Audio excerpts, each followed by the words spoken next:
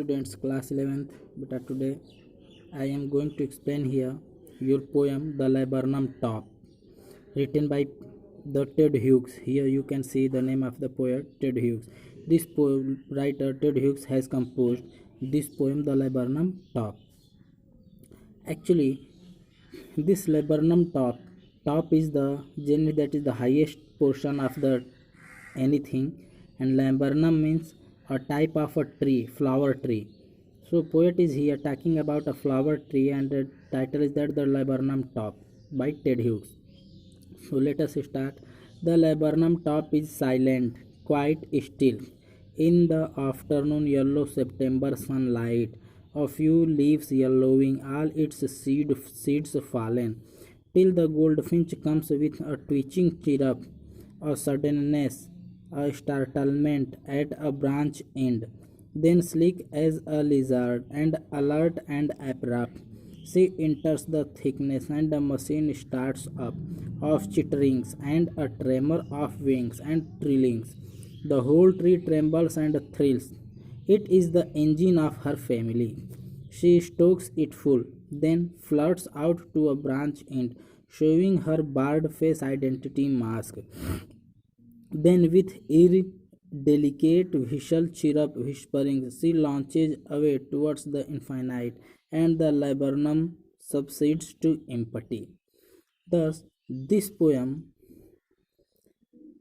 written by Ted Hughes, shows the close connection between two objects, that is the bird and the tree.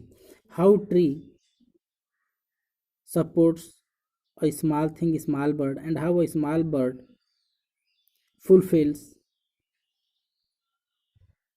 the joy of the tree or supports to the tree.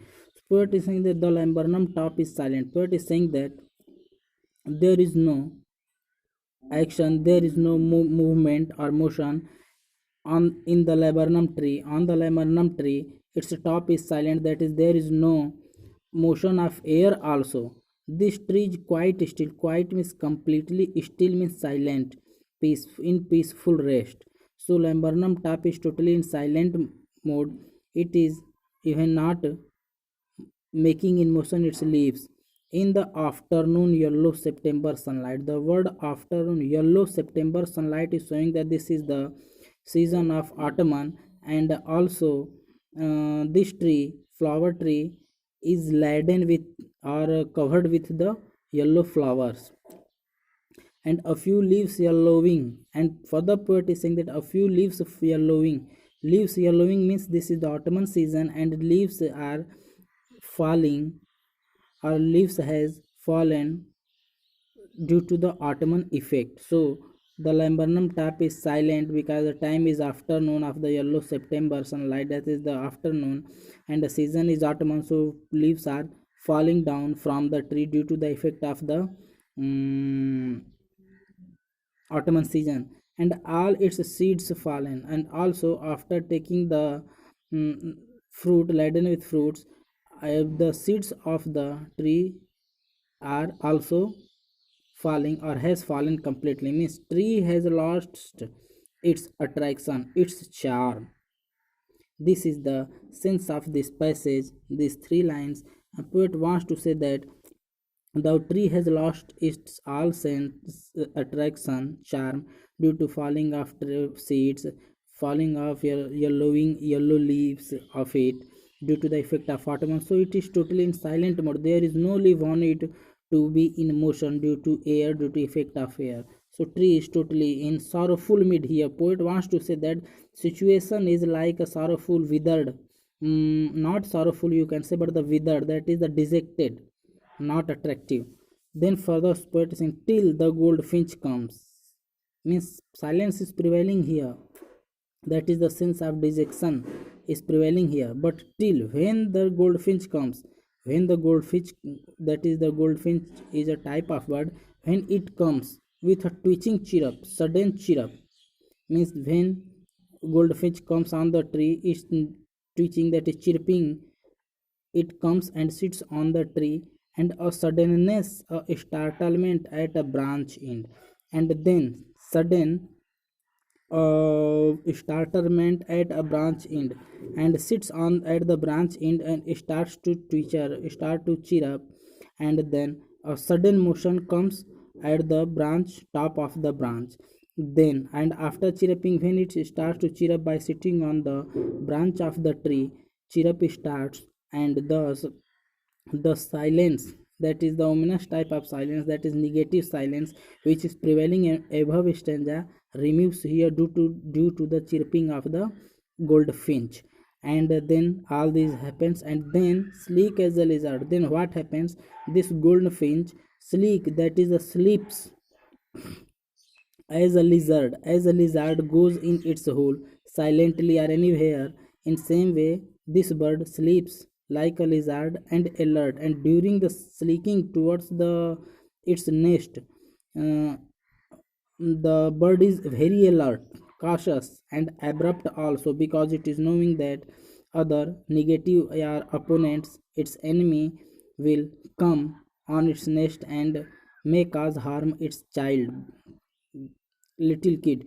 So due to this reason, it sleeps towards its nest like lizard, that is very silently, very cautiously, and very sudden moment. Then she enters the thickness. See here means the goldfinch. Goldfinch enters the thickness means goes among the branches where some leaves, yellow leaves are there, and where its nest is also lying there. So she enters there near to its nest, and a machine starts up. And then when it enters into its nest in the leaves, then sudden machine starts up means motion. Machine here is symbolizing to the motion starts up, action starts to take of chitterings means lot of chitterings, lot of sounds are listened here then. And a tremor of wings, tremor means the fluttering of the wings, and trillings also means when he goes near to the its nest in the thickness of the tree. Suddenly, the chitterings, that is the noise of the small goldfinch, and flutterings of the winds and trillings, all these starts on that tree, and thus the whole silence goes away of the above stanza, and the whole tree trembles and thrills, and due to the chittering, tremor of wings, etc., the mm, whole tree which is totally silent here in negative aspect here, it becomes positive and starts to tremble, that is shiver and thrills means it fills with the attraction and charms. Environment surrounding of the tree becomes positive, it becomes attractive and charming. It is the engine of our family. It, that is the tree, is the engine, that is the what is engine. Engine is the supportive thing. Engine of a, you can see, every member, the head person who earns money for his family, that person becomes the engine for that family, supportive of that family. So it is the engine, tree is the engine of our family. Hermesia goldfinch means tree is the engine, that is tree is the supporter of the goldfinch family. It takes shelter, it gives shelter to goldfinch family.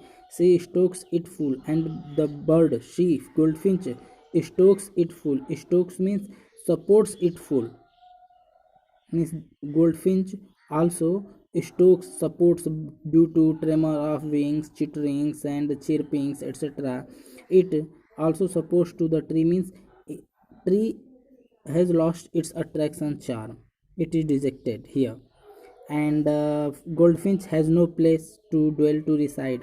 So this tree is the engine that is supported, it gives shelter to its family, and in gratitude of that shelter, the goldfinch supports means gives attraction, chirping, etc.